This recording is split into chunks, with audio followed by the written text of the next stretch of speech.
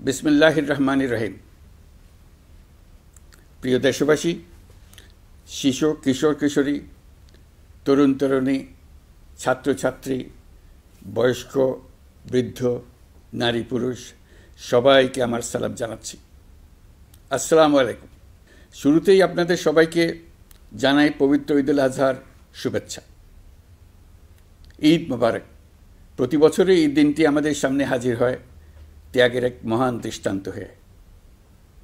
আমরা যদি কোরবানির মাহাত্ম্যকে ধারণ করে লোভ, স্বার্থপরতা, হিংসা বিদ্বেষ মুক্ত হয়ে সমাজ ও রাষ্ট্র বিনির্মাণে নিজেদের নিয়োজিত করতে না পারি, তাহলে কোরবানির ঈদ আনুষ্ঠানিকতা ছাড়া আর কিছুই নয়। আসুন এবছর কোরবানিকে সুন্দর, ত্যাগের মহিমায় মহিমান্বিত করে গরিব বান্ধব করে তোলে। প্রিয় দেশবাসী, কোরবানির পশুর চামড়া থেকে অর্জিত আয়ে আমার আপনার দরিদ্র আত্মীয় পরিজন, প্রান্তিক জনগোষ্ঠী ও দেশের লক্ষ লক্ষ মাদ্রাসা শিক্ষার্থী উপকৃত হয়। আমাদের গরিব স্বজন ও প্রতিবেশীরা তাদের হক যেন ঠিক বুঝে পায়, সেদিকে আমাদের মনোযোগ দিতে হবে। তবেই এই উৎসবটি হয়ে উঠবে ধনী গরিব সকলেরই উৎসব। পশুর চামড়ার ন্যায্য মূল্য নির্ধারণ, বর্জ্য ব্যবস্থাপনা সহ সার্বিক বিষয়ে সুষ্ঠু ব্যবস্থাপনা নিশ্চিত করতে সরকারের একটি উচ্চ পর্যায়ের কমিটি কাজ করছে। একটি কন্ট্রোল রুমও খোলা হয়েছে। কোরবানির চামড়া সংক্রান্ত যে কোনো সমস্যা, অভিযোগ ও পরামর্শ এই হটলাইনের নম্বরে ফোন করে নেওয়া যাবে। আমরা এই বছর কোরবানির পশুর চামড়া সংরক্ষণে 30,000 টন লবণ বিনামূল্যে সরবরাহ করেছি। কোরবানির ঈদে আরও একটি গুরুত্বপূর্ণ বিষয় হলো পরিষ্কার পরিচ্ছন্নতা। আমি দেশবাসীর প্রতি আকুল আহ্বান জানাই, আপনারা সকলে পরিবেশ পরিচ্ছন্ন রাখতে সমবেতভাবে এগিয়ে আসবেন। বিশেষ করে তরুণ তরুণীদেরকে এই বিষয়ে দৃষ্টি আকর্ষণ করছি। এবছর যারা হজ ব্রত পালন করছেন তাদের প্রত্যেককে জানাচ্ছি আন্তরিক শুভেচ্ছা ও অভিনন্দন। মহান রব্বুল আলমিনের অশেষ মেহেরবানিতে, আপনাদের দোয়ায় এবং সংশ্লিষ্ট সবার সর্বোচ্চ আন্তরিকতা ও পেশাদারিত্বের ফলে এবছর আমাদের হজ ব্যবস্থাপনায় সাফল্য এসছে। প্রথমবারের মতো সরকারি ব্যবস্থাপনায় লাব্বায়েক অ্যাপের মাধ্যমে হজের সার্বিক ব্যবস্থাপনা ও সেবা নিশ্চিত করা হচ্ছে।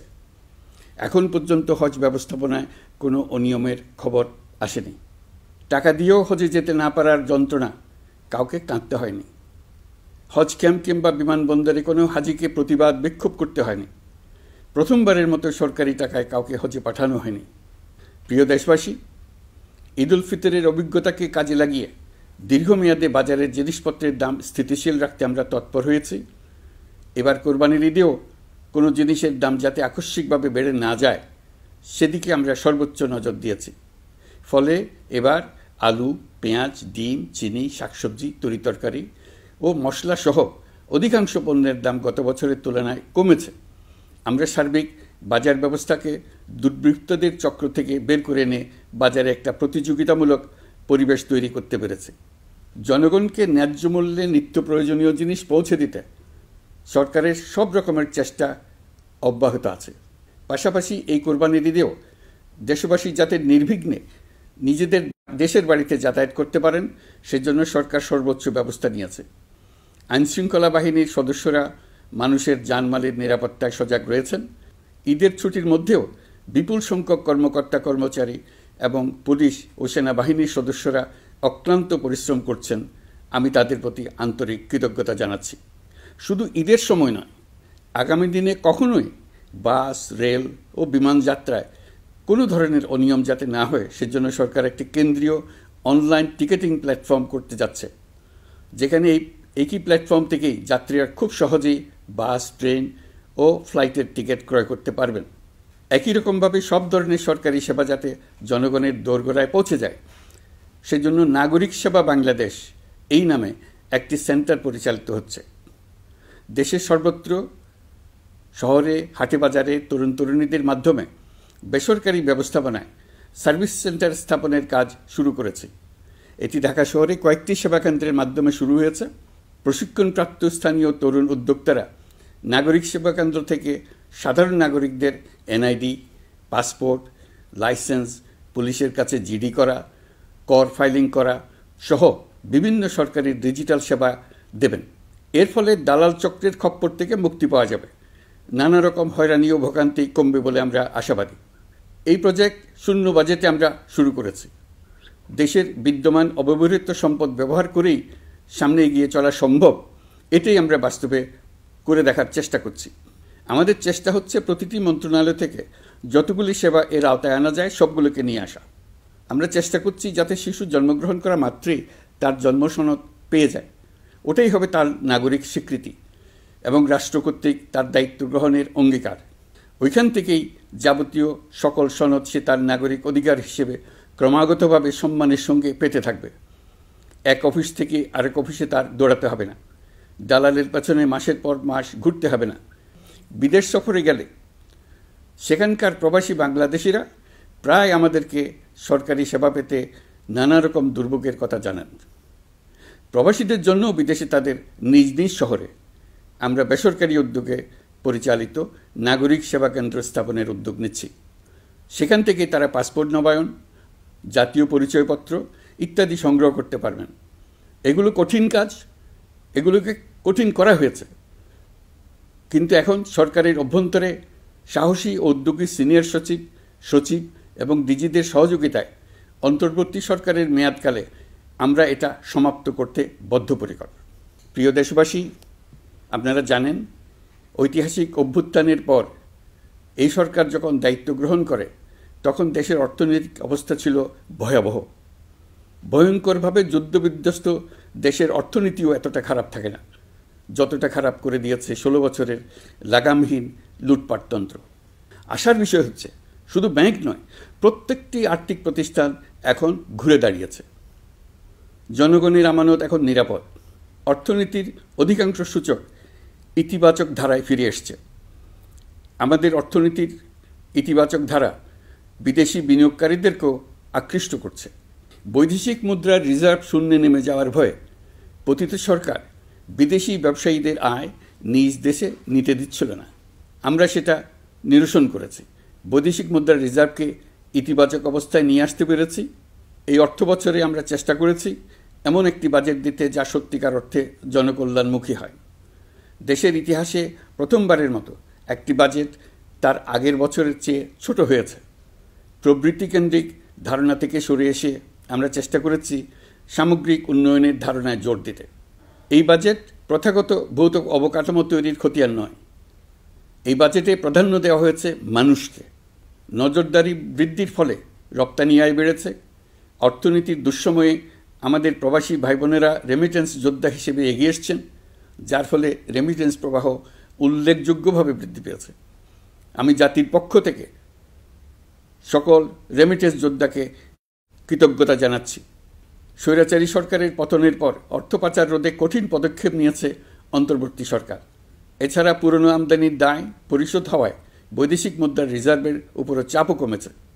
রাজস্ব আদায় বাড়ানোর জন্য পূর্ব ঘোষণা অনুযায়ী জাতীয় রাজস্ব বোর্ড NBR ভেঙে অর্থ মন্ত্রণালয়ের অধীনে রাজস্ব নীতি বিভাগ এবং রাজস্ব ব্যবস্থাপনা বিভাগ নামে দুটি স্বতন্ত্র বিভাগ প্রতিষ্ঠা করা হয়েছে। এটি একটি বড় কাঠামোগত সংস্কার। এই সিদ্ধান্তের ফলে বিশাল আকারের দুর্নীতি কমবে, রাজস্ব ব্যবস্থার দক্ষতা বাড়বে, স্বার্থের দ্বন্দ্ব কমবে এবং রাজস্ব আহরণের আওতা সম্প্রসারিত হবে। অর্থনীতি সহ বিগত মাসগুলোতে সরকারের প্রত্যেকটি মন্ত্রণালয় ছোট বড় বহু সংস্কারের উদ্যোগ নিয়েছে। মোট 54টি মন্ত্রণালয়ে 1000-এরও উপরে সংস্কার ও উন্নয়ন সংক্রান্ত পদক্ষেপ নেওয়া হয়েছে। এর পাশাপাশি আমরা যে সংস্কার কমিশন করেছিলাম তাদের সুপারিশের মধ্য থেকে আশু করণীয় সুপারিশগুলো দ্রুত বাস্তবায়নের জন্য মন্ত্রণালয়গুলো কাজ করে যাচ্ছে। মে মাস পর্যন্ত বিভিন্ন সংস্কার কমিশন থেকে প্রাপ্ত সুপারিশের ভিত্তিতে 54টি মন্ত্রণালয়ে 129টি সুপারিশ বাস্তবায়ন করা হয়েছে। এই সকল সংস্কার কাজের মধ্যে কয়েকটি চুম্বক অংশ আজ আপনাদের সামনে তুলে ধরতে চাই। আইন ও বিচার বিভাগ মোট 33টি গুরুত্বপূর্ণ সুপারিশ ইতিমধ্যে বাস্তবায়ন করেছে। এর মধ্যে উল্লেখযোগ্য হল ইন্টারন্যাশনাল ক্রাইমস ট্রাইব্যুনাল অ্যাক্ট 1973 সংশোধন ও পুনর্গঠন করে আইনটি আন্তর্জাতিক মানের সাথে সামঞ্জস্যপূর্ণ করা। বিচার বিভাগীয় সংস্কার কমিশনের প্রস্তাব অনুযায়ী সুপ্রিম কোর্ট বিচারক নিয়োগ অধ্যাদেশ 2025 প্রণয়ন ও জারি করা হয়েছে। এর অধীনে প্রথমবারের মতো বাংলাদেশের ইতিহাসে গণবিজ্ঞপ্তির মাধ্যমে সুপ্রিম কোর্টে বিচারক নিয়োগের সুযোগ তৈরি হয়েছে।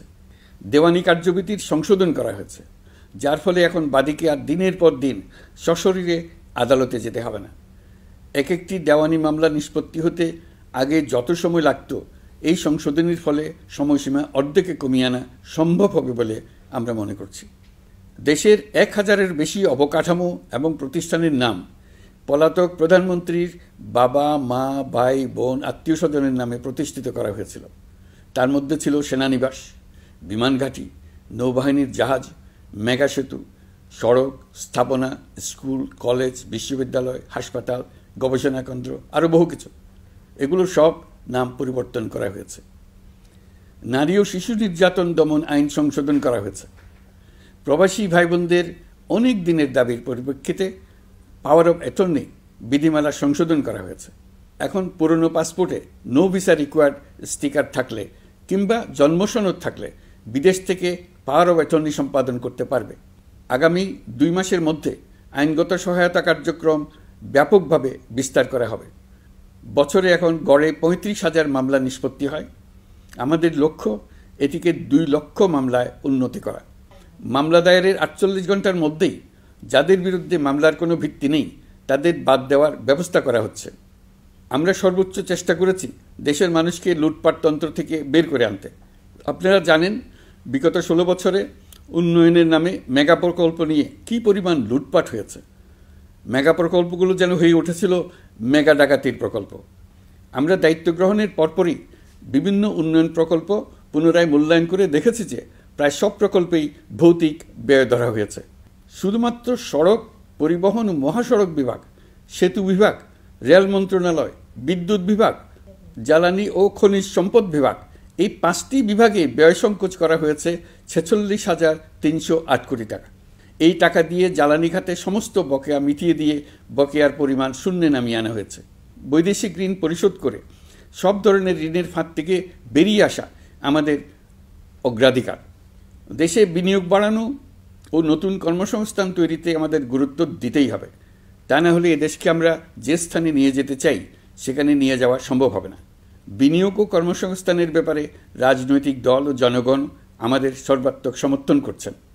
সকলের মধ্যে ব্যাপক আগ্রহ, কৌতূহল আমাদের অনুপ্রেরণা যোগাচ্ছে।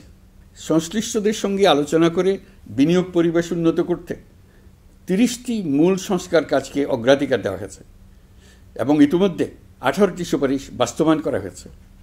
বিনিয়োগ বান্ধব পরিবেশ গড়ে তুলতে এবং দেশি বিদেশি শিল্প প্রতিষ্ঠানের মধ্যে সংযোগ সৃষ্টি করতে আমরা সর্বোচ্চ চেষ্টা করে যাচ্ছি।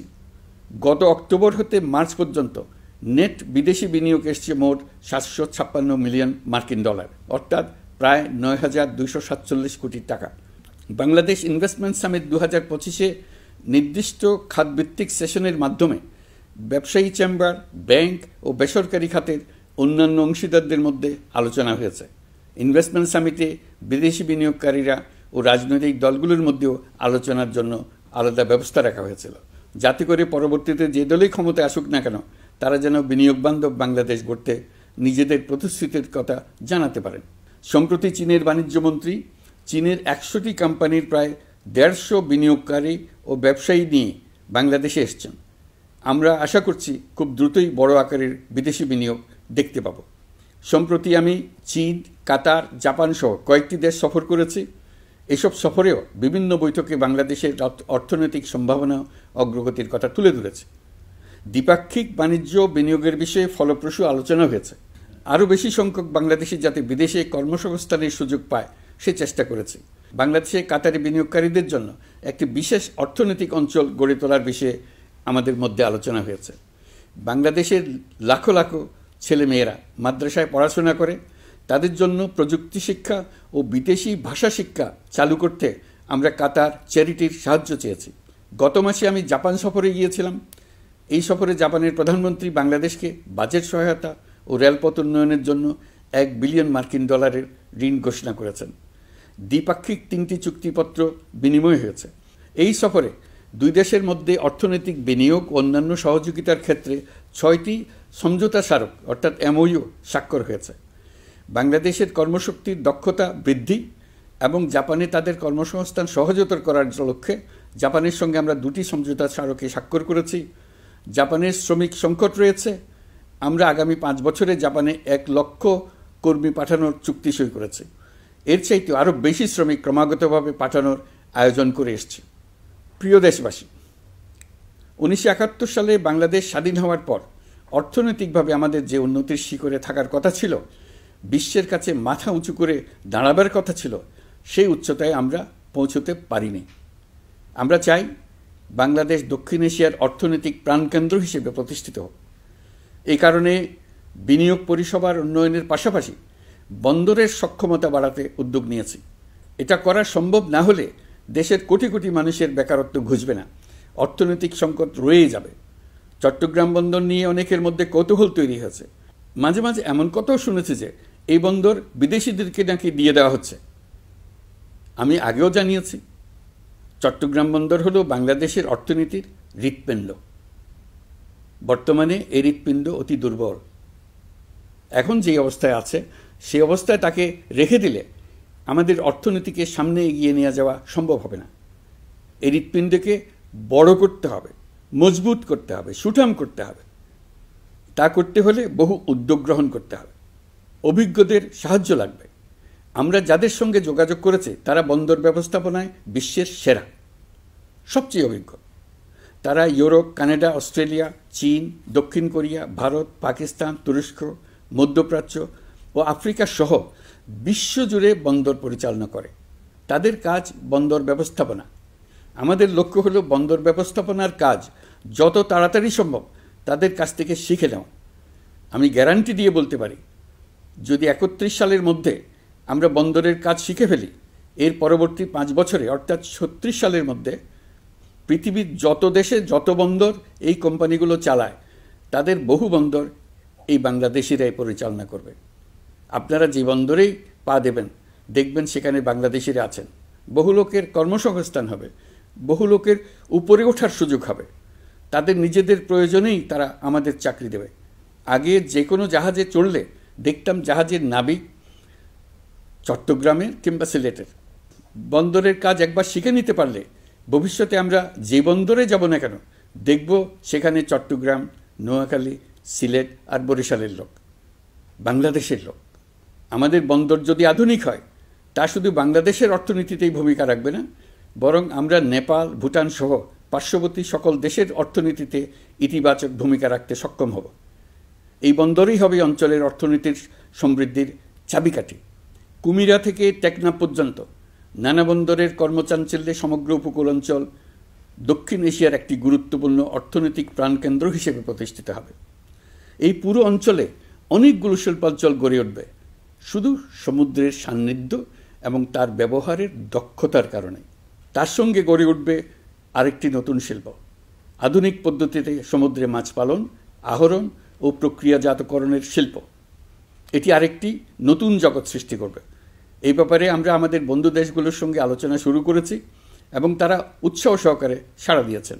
বন্দর ব্যবস্থাপনার জন্য আমরা যাদেরকে আনছি তারা পৃথিবীর যেসব দেশে কাজ করে সেসব কোনো দেশেরই সার্বভৌমত্ব, জাতীয় নিরাপত্তা হুমকির মুখে পড়েনি। আমি দেশবাসীর প্রতি আহ্বান জানাই, আপনারা নিজেদেরকে ভিত্তিহীন বিরোধিতা এবং অপপ্রচারের শিকার হতে দেবেন না। অন্তর্বর্তীকালীন সরকারের বন্দর ব্যবস্থাপনার উদ্যোগে আপনাদের দৃঢ় সমর্থন অব্যাহত রাখুন। যারা বিরোধিতা করছে তাদের প্রতিহত করুন।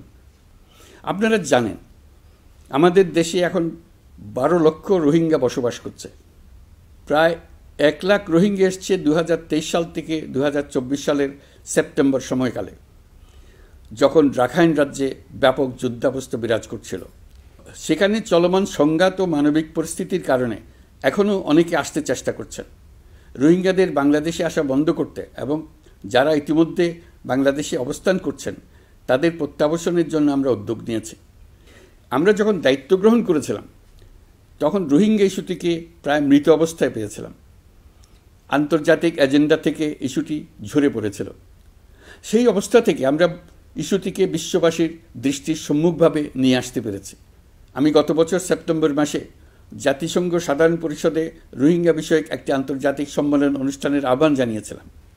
আপনারা জেনে খুশি হবেন, জাতিসংঘের সকল সদস্য রাষ্ট্র এই বিষয়ে একমত হয়েছেন এবং তারা একটি উচ্চ পর্যায়ের আন্তর্জাতিক সম্মেলন আয়োজনের সিদ্ধান্ত নিয়েছে। এই বছর সেপ্টেম্বর মাসে যুক্তরাষ্ট্রের নিউ ইয়র্কে এই সম্মেলনটি অনুষ্ঠিত হবে। একই সাথে রোহিঙ্গাদের প্রত্যাবাসনের জন্য আমরা আন্তর্জাতিক জনমত গঠন করতে পেরেছি। গত মার্চ মাসে বাংলাদেশ সফরে এসে জাতিসংঘের মহাসচিব অ্যান্তোনিও গুতেরেস পরিষ্কারভাবে ঘোষণা করেছেন যে মিয়ানমারের প্রত্যাবাসনই রোহিঙ্গা সমস্যার একমাত্র সমাধান। প্রত্যাবাসনের বিষয়ে আরেকটি বড় অগ্রগতি হচ্ছে মিয়ানমার সরকার কর্তৃক প্রত্যাবাসনযোগ্য রোহিঙ্গাদের সর্বপ্রথম তালিকা ঘোষণা। গত এপ্রিল মাসে ব্যাংককে বিমস্টেক সম্মেলনের সাইডলাইনে আলোচনার সময় মিয়ানমার সরকার প্রথমবারের মতো 1,80,000 রোহিঙ্গা প্রত্যাবাসনযোগ্য বলে ঘোষণা করেছে। রোহিঙ্গাদের প্রত্যাবাসনে ও আমাদের সীমান্তের নিরাপত্তা নিশ্চিত করতে মিয়ানমারের সরকার সহ সেখানকার বিদ্রোহী গোষ্ঠীর সাথে আনুষ্ঠানিক ও অনানুষ্ঠানিক যোগাযোগ রাখা হচ্ছে। আমরা যত দেশেই সফর করেছি সব দেশেই রোহিঙ্গা সংকট মোকাবেলায় রাষ্ট্রীয় নেতা ও সরকারের প্রতিনিধিদের সঙ্গে আলোচনা করেছি, তাদের সহযোগিতা চেয়েছে। তারা ইতিবাচকভাবে আমাদের আহ্বানে সাড়া দিয়েছেন। জাতিসংঘের মহাসচিব গত মার্চ মাসে ঢাকা সফরকালে রাখাইন রাজ্যে মানবিক বিপর্যয়ের মোকাবেলার জন্য একটি ত্রাণ চ্যানেলের প্রস্তাব করেছিলেন। তিনি বলেছিলেন এই প্রস্তাবটি রোহিঙ্গাদের প্রত্যাবাসনে সহায়ক হবে। বিষয়টি প্রস্তাব পর্যায়ে রয়ে গেছে। আমরা লক্ষ্য করেছি রাখাইনের জন্য বাংলাদেশ করিডোর দিয়ে দিয়েছে বলে একটা অপপ্রচার চালানো হচ্ছে। আমি সুস্পষ্টভাবে বলছি, এটা সর্বৈব মিথ্যা। এটা চিলে কান নিয়ে যাওয়ার গল্প। যারা অসত্য কল্পকাহিনী বানিয়ে বাংলাদেশের মানুষকে ক্রমাগত বিভ্রান্ত করে অশান্তি সৃষ্টিতে নিয়োজিত, এটা তাদেরই শিল্পকর্ম। আপনারা এ বিষয়ে হুঁশিয়ার থাকবেন, কোনোভাবেই বিভ্রান্ত হবেন না। এসব অপপ্রচার সত্ত্বেও আমরা লক্ষ্যচ্যুত হব না। এই জটিল সমস্যাটি সমাধানে আমাদের কাজ চালিয়ে যাব। প্রিয় দেশবাসী, আগামী মাসে জুলাই গণ অভ্যুত্থানের বছর পূর্ণ হবে। যাদের আত্মত্যাগের কারণে এই অভ্যুত্থান সম্ভব হলো, আমরা তাদেরকে এবং তাদের পরিবারকে প্রতি মুহূর্তে আমাদের দৃষ্টিতে রেখেছি। তাদের জন্য নানা কর্মসূচি আমরা বাস্তবায়ন করে চলেছি। এখন পর্যন্ত 834টি শহীদ পরিবারের মধ্যে 630টি শহীদ পরিবারকে 10 লক্ষ টাকা করে 63 কোটি টাকার সঞ্চয়পত্রের জন্য ব্যাংক চেক দেওয়া হয়েছে। অবশিষ্ট যারা আছেন তাদের ওয়ারিশ নির্ধারণ সংক্রান্ত বিষয়গুলি নিষ্পত্তি সাপেক্ষে সঞ্চয়পত্র দেওয়া হবে। এর পাশাপাশি গণ অভ্যুত্থানে আহত প্রায় 12,500 জনকে 106 কোটি টাকা দেওয়া হয়েছে। গণ অভ্যুত্থানে আহতদের মধ্যে সরকারি বেসরকারি বিভিন্ন হাসপাতালে এই পর্যন্ত 15,393 জন চিকিৎসা গ্রহণ করেছেন। স্বাস্থ্যসেবা বিভাগের মাধ্যমে 40 জন আর মুক্তিযুদ্ধ বিষয়ক মন্ত্রণালয়ের মাধ্যমে 11 জনকে উন্নত চিকিৎসার জন্য সিঙ্গাপুর, থাইল্যান্ড ও রাশিয়া পাঠানো হয়েছে। তাদের চিকিৎসা বাবদ এই পর্যন্ত সরকার 61 কোটি টাকা ব্যয় করেছে এবং এই ব্যয় অব্যাহত আছে। আরও 28 জন জুলাই যোদ্ধাকে উন্নত চিকিৎসার জন্য সিঙ্গাপুর, থাইল্যান্ড ও তুরস্কে পাঠানোর প্রক্রিয়া চলছে। এখন পর্যন্ত বিভিন্ন হাসপাতালে চিকিৎসাধীনদের যুক্তরাজ্য, যুক্তরাষ্ট্র, ফ্রান্স, সিঙ্গাপুর, থাইল্যান্ড, চীন, মালয়েশিয়া ও নেপাল থেকে 26 জন বিশেষজ্ঞ চিকিৎসক এসে বিনামূল্যে চিকিৎসা দিয়েছেন।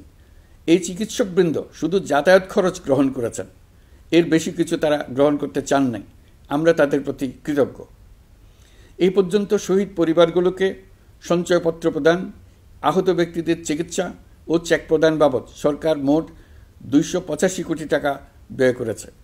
প্রিয় দেশবাসী, আমি শুরু থেকেই বলেছি, পতিত স্বৈরাচার বাংলাদেশকে যেভাবে ধ্বংসস্তূপ বানিয়েছে, সেখান থেকে নতুন করে যাত্রা শুরু করতে হলে ন্যূনতম 3টি আবশ্যিক কাজ সম্পন্ন করতে হবে। প্রথমত, বিচার ও জবাবদিহিতা প্রতিষ্ঠার উদ্যোগ দৃশ্যমান করে তোলা। দ্বিতীয়ত, রাষ্ট্রের গণতান্ত্রিক পুনর্গঠন ও প্রাতিষ্ঠানিক কাঠামোর সংস্কার সাধনে প্রয়োজনীয় ঐক্যমত ও পথনকশা তৈরি করা। তৃতীয়ত, একটি অবাধ, সুষ্ঠু ও শান্তিপূর্ণ নির্বাচন আয়োজন করে ক্ষমতা হস্তান্তরের গণতান্ত্রিক প্রক্রিয়া সম্পন্ন করা। এই লক্ষ্যে ধ্বংসপ্রাপ্ত নির্বাচন ব্যবস্থাকে স্থায়ীভাবে সংস্কার করা। এই 3টি ম্যান্ডেট হচ্ছে দেশবাসীর সাথে আমাদের চুক্তি।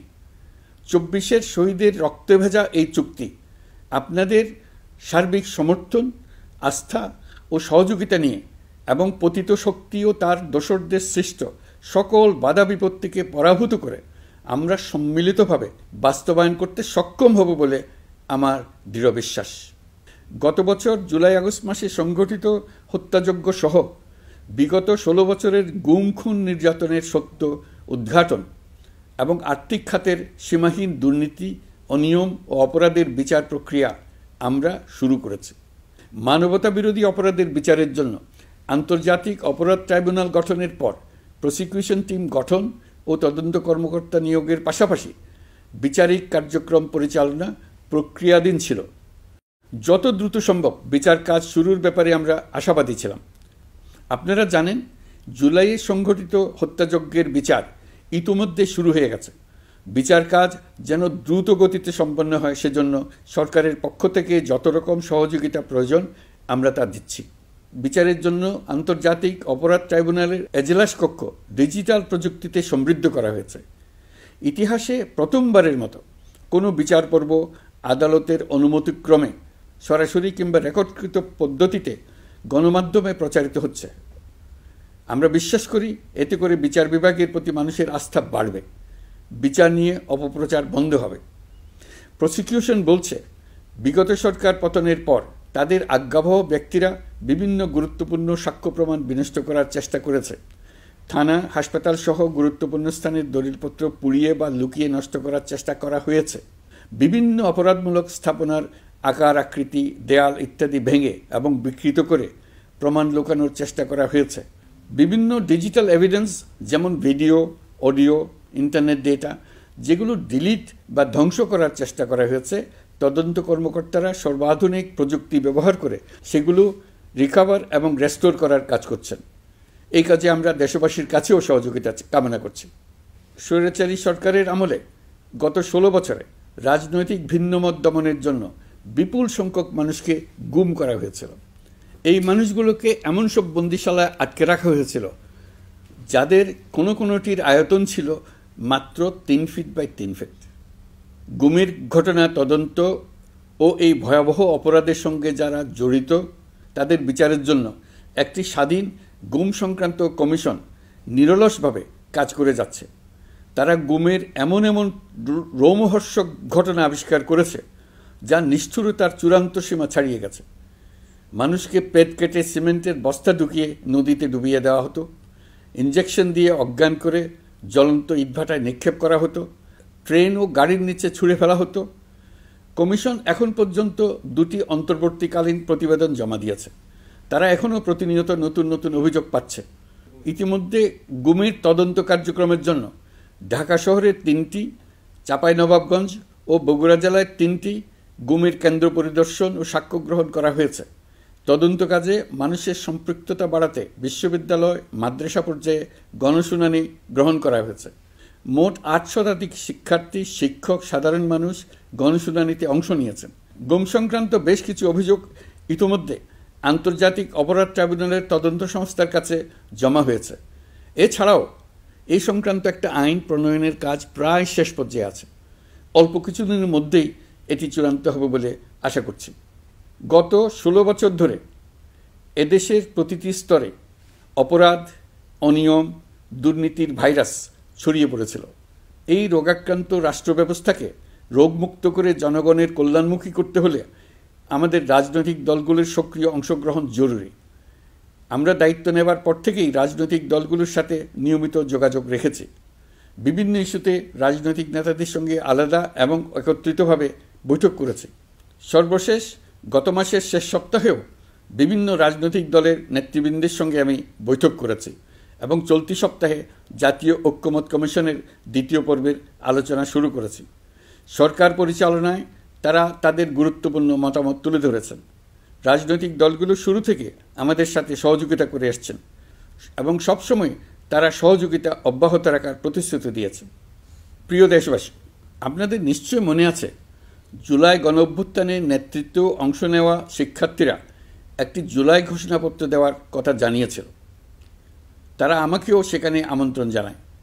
আমি বলেছিলাম দেশের সকল রাজনৈতিক ব্যক্তিবর্গ, নাগরিক সমাজের প্রতিনিধি সহ অন্যদের সঙ্গে নিয়ে সকলে মিলে এই ঘোষণাপত্র দেওয়া ভালো হবে। এর পাশাপাশি আগামী জুলাই মাসেই সকল রাজনৈতিক দলের ঐকমত্যের ভিত্তিতে একটি জুলাই সনদ প্রস্তুত করে আমরা জাতির সামনে উপস্থাপন করতে পারব বলে আশা করছি। এই জুলাই সনদ হলো একটি প্রতিশ্রুতি, একটি জনকল্যাণমুখী রাষ্ট্র নির্মাণের জন্য সংস্কার কমিশন যে প্রস্তাবগুলো দিয়েছে সেগুলোর মধ্য থেকে রাজনৈতিক দলগুলো যে কয়টিতে একমত হয়েছে তার তালিকা থাকবে এই সনদে। জুলাই সনদে স্বাক্ষর করে তারা জাতির কাছে সেগুলো বাস্তবায়নের অঙ্গীকার করবে। জুলাই সনদ অনুযায়ী আশু করণীয় সংস্কার কাজগুলো আমরা বাস্তবায়ন করতে প্রতিজ্ঞাবদ্ধ। বাকি অংশের বেশ কিছু কাজও আমরা শুরু করে যেতে চাই। আশা করি অবশিষ্ট অংশ পরবর্তীতে নির্বাচিত সরকারের মাধ্যমে বাস্তবায়ন অব্যাহত থাকবে। প্রাতিষ্ঠানিক সংস্কারের দৃঢ় প্রতিশ্রুতি বাস্তবায়নে আমাদেরকে দৃঢ়ভাবে এবং ঐক্যবদ্ধভাবে এগিয়ে যেতে হবে। এর কোনো বিকল্প নেই। এর বাস্তবায়নের মাধ্যমে পুরো বিশ্বের কাছে দেশের নতুন ঐক্যবদ্ধ ভাবমূর্তি তুলে ধরা যাবে। বিশ্বব্যাপী সবার কাছে জাতি হিসেবে বাংলাদেশের শক্তি সম্পর্কে স্পষ্ট ধারণা তৈরি হবে। ঐকমত্য কমিশন গঠন করা আমাদের একটি দুঃসাহসিক উদ্যোগ ছিল। অন্য কোনো দেশে এমন কোনো নজির নেই। এর মাধ্যমে আমরা জাতি হিসেবে রাজনৈতিক গভীরতার সন্ধান পেয়েছি। রাজনৈতিক ঐক্যে পৌঁছার জন্য ঐকমত্য কমিশনের সঙ্গে সকল দলের দলগত প্রস্তুতি, ঘণ্টার পর ঘণ্টা কমিশনের সঙ্গে ঐকান্তিক আলোচনা, জাতীয় লাইভ টেলিভিশনের সামনে সকল দলের ঐকমত্যে পৌঁছার একান্ত প্রয়াস আমাদের রাজনৈতিক ইতিহাসে স্মরণীয় হয়ে থাকবে। এই কমিশনের চেয়ারম্যান হিসেবে আমি সকল রাজনৈতিক দলের কাছে তাদের সীমাহীন ধৈর্য এবং কমিশনের প্রতি তাদের সহযোগিতা এবং সৌজন্য প্রকাশের জন্য জাতির পক্ষ থেকে ধন্যবাদ জানাচ্ছি। আশা করি আমাদের অসমাপ্ত কাজ সমাপ্ত করে শিগগিরই পূর্ণাঙ্গ জুলাই সনদ তৈরি করে জাতির জন্য একটা নতুন পথ নির্দেশনা রেখে যেতে পারব। এই কমিশনের অভিজ্ঞতার মাধ্যমে দেশের যে নতুন রাজনৈতিক সংস্কৃতি গড়ে ওঠার সম্ভাবনা দেখা দিয়েছে, আগামী নির্বাচনের মাধ্যমে যদি সেটা বিকাশমানভাবে স্থায়ী রূপ দিতে পারে তাহলে আমরা ভবিষ্যতের সকল রাজনৈতিক সংকট মোকাবেলা করতে সক্ষম হব। সকল প্রস্তুতি সমাপ্ত করে দেশের সকল মানুষের, কিশোর কিশোরী, তরুণ তরুণী, ছাত্রছাত্রী, কৃষক, জেলে, গৃহিণী, দিনমজুর, শ্রমিক, ব্যবসায়ী, পেশাজীবী, শিল্পী সবাই মিলে চেষ্টা করে একটা সুন্দর নিখুঁত নির্বাচন আয়োজন করে নতুন বাংলাদেশের দৃঢ় ভিত্তি রচনা করব। প্রিয় দেশবাসী, আমি জানি আগামী জাতীয় নির্বাচন কখন হবে সে বিষয়ে সিদ্ধান্ত জানার জন্য রাজনৈতিক দল ও জনগণের মধ্যে বিপুল আগ্রহ রয়েছে। আমি বারবার বলেছি এই নির্বাচন ডিসেম্বর থেকে আগামী বছরের জুনের মধ্যে অনুষ্ঠিত হবে। এই সময়ের মধ্যে দেশের নির্বাচন উপযোগী পরিবেশ সৃষ্টির জন্য যা যা করা দরকার সরকার তাই করছে। এখানে মনে রাখা জরুরি, বাংলাদেশ স্বাধীনতার পর থেকে যতবার গভীর সংকটে নিমজ্জিত হয়েছে তার সবগুলোরই প্রধান কারণ ছিল ত্রুটিপূর্ণ নির্বাচন। ত্রুটিপূর্ণ নির্বাচন প্রক্রিয়ায় বারবার ক্ষমতা কক্ষিগত করার মধ্য দিয়ে একটি রাজনৈতিক দল বর্বর ফ্যাসিস্টে পরিণত হয়েছিল। এই ধরনের নির্বাচন যারা আয়োজন করে তারা জাতির কাছে অপরাধী হিসেবে চিহ্নিত হয়ে যায়। এমন নির্বাচনের মধ্য দিয়ে যে দল ক্ষমতায় আসে তারাও জনগণের কাছে ঘৃণিত হয়ে থাকে। এই সরকারের একটি বড় দায়িত্ব হলো একটি পরিচ্ছন্ন, উৎসবমুখর, শান্তিপূর্ণ, বিপুলভাবে অংশগ্রহণের পরিবেশে একটি নির্বাচন অনুষ্ঠান করা, এমন একটি নির্বাচন আয়োজন করা যাতে করে দেশ ভবিষ্যতে নতুন সংকটে না পড়ে। এই জন্য সবচেয়ে বেশি গুরুত্বপূর্ণ হলো প্রাতিষ্ঠানিক সংস্কার। যেই প্রতিষ্ঠানগুলো নির্বাচনের সঙ্গে সরাসরি জড়িত সেগুলোতে যদি সুশাসন নিশ্চিত করা না যায় তাহলে ছাত্র জনতার সকল আত্মত্যাগ বিফলে যাবে। সংস্কার, বিচার, নির্বাচন এই তিনটি ম্যান্ডেটের ভিত্তিতে আমরা দায়িত্ব গ্রহণ করেছিলাম। সেই বিবেচনায় আগামী রোজার ঈদের মধ্যে সংস্কার ও বিচারের বিষয়ে আমরা একটি গ্রহণযোগ্য জায়গায় পৌঁছতে পারব বলে বিশ্বাস করি। বিশেষ করে মানবতা বিরোধী অপরাধের বিচার, যা কিনা জুলাই গণ অভ্যুত্থানের শহীদদের প্রতি আমাদের সম্মিলিত দায়, সেই বিষয়ে আমরা দৃশ্যমান অগ্রগতি দেখতে পারব। এতে আমাদের উপর আপনাদের অর্পিত ম্যান্ডেট ন্যূনতম হলেও বাস্তবায়ন করে যেতে পারব। সেই বিবেচনায় ও ইতিহাসে সবচেয়ে অবাধ, সুষ্ঠু, প্রতিদ্বন্দ্বিতামূলক ও গ্রহণযোগ্য নির্বাচন আয়োজনের জন্য সকল পক্ষের সঙ্গে আমরা আলোচনা করেছি। পাশাপাশি বিচার, সংস্কার ও নির্বাচন সংক্রান্ত চলমান সংস্কার কার্যক্রম পর্যালোচনা করে আমি আজ দেশবাসীর কাছে ঘোষণা করছি যে আগামী জাতীয় নির্বাচন 2026 সালের এপ্রিলের প্রথমার্ধের যে কোনো একটি দিনে অনুষ্ঠিত হবে। এই ঘোষণার ভিত্তিতে নির্বাচন কমিশন উপযুক্ত সময়ে আপনাদের কাছে নির্বাচনের বিস্তারিত রোডম্যাপ প্রদান করবে। আমরা এমন নির্বাচন চাই যা দেখে অভ্যুত্থানের শহীদদের আত্মা তৃপ্তি পাবে, তাদের আত্মা শান্তি পাবে। আমরা চাই আগামী নির্বাচনে সবচেয়ে বেশি ভোটার, সবচেয়ে বেশি প্রার্থী ও দল অংশ নেক। এটা সবচেয়ে অবাধ, সুষ্ঠু ও নিরপেক্ষ নির্বাচন হিসেবে জাতির কাছে স্মরণীয় হয়ে থাকুক। 1.5 যুগ পরে দেশে সত্যিকারের একটি জনপ্রতিনিধিত্বশীল সংসদ গঠিত হবে। বিপুল তরুণ গোষ্ঠী এবার জীবনে প্রথম ভোট দেওয়ার সুযোগ পাবে। এসব লক্ষ্যে প্রয়োজনীয় সকল পদক্ষেপ নেওয়ার জন্য আমরা জাতির কাছে অঙ্গীকারবদ্ধ।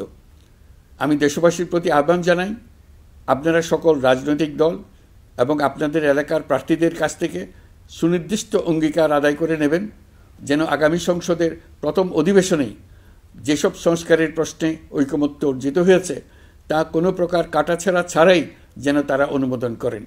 আপনারা ওয়াদা আদায় করে নেবেন যে তারা বাংলাদেশের স্বাধীনতা, সার্বভৌমত্ব, আঞ্চলিক অখণ্ডতা এবং জাতীয় মর্যাদার প্রশ্নে কখনো কোনো প্রকার আপোষ করবেন না এবং দেশের বাইরের কোনো শক্তির কাছে দেশের স্বার্থ বিকিয়ে দেবেন না।